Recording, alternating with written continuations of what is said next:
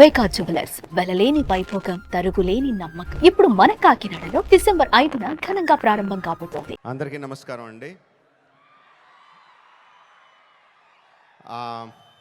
Pushpa 1 pre release అప్పుడు ఇదే stage మీద నుంచొని బన్నీతో అన్న, బన్నీ నార్త్ ఇండియాను వదలొద్దు, అక్కడ ఫ్యాన్స్ నీకోసం చచ్చిపోతున్నారు, ప్రమోట్ చేయ అక్కడ సినిమాని అని చెప్పి.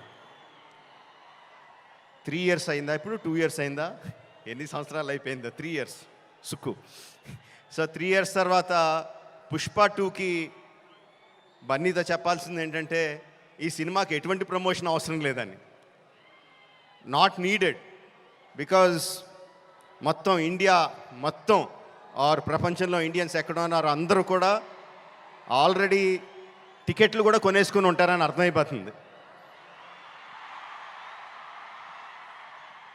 జనరల్గా ఏదైనా సినిమా ఫంక్షన్కి వచ్చినప్పుడు మనం ఏం మాట్లాడినా ఆ సినిమాకి ఏదో ఒకటి హెల్ప్ అవ్వాలి.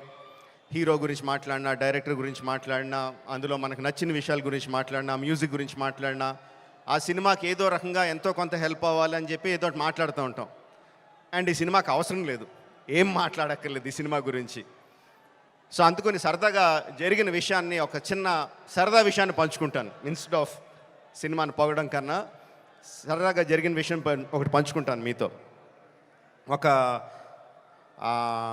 2-3 months బ్యాక్ అనుకుంటాను, ఆర్ఎఫ్సిలో పుష్ప షూటింగ్ జరుగుతూ ఉంటే నాకు కూడా చిన్న పని ఉండి అటు పక్క వెళ్తే షూటింగ్ స్పాట్కి వెళ్ళా. బన్నీ, సుక్కు ఇద్దరు ఉన్నారు అక్కడ. కొంతసేపు పిచ్చామాటి మాట్లాడిన తర్వాత సుక్కు, సార్ సినిమాలో ఒక సీన్ చూస్తారా అని అడిగాడు. ఎందుకు చూడండి Sukku, చూస్తానన్నా.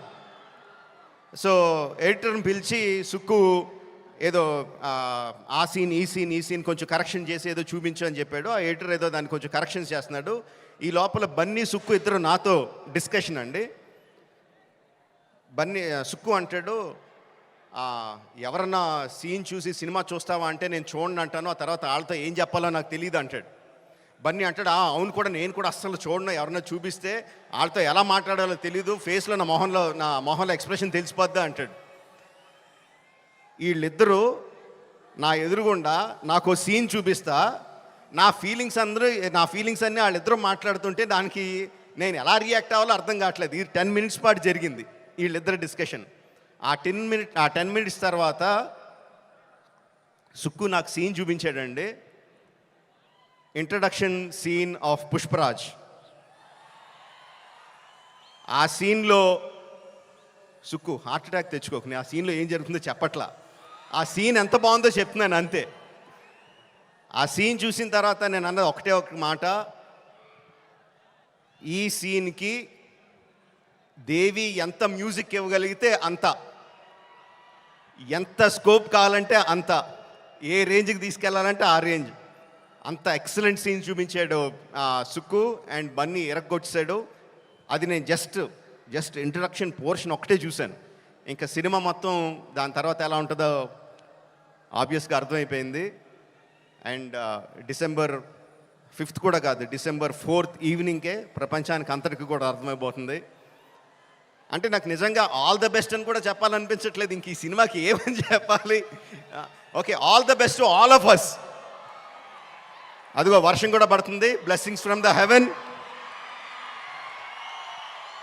December 4th evening, Pushparaj rule, only in theatres. Thank you very much.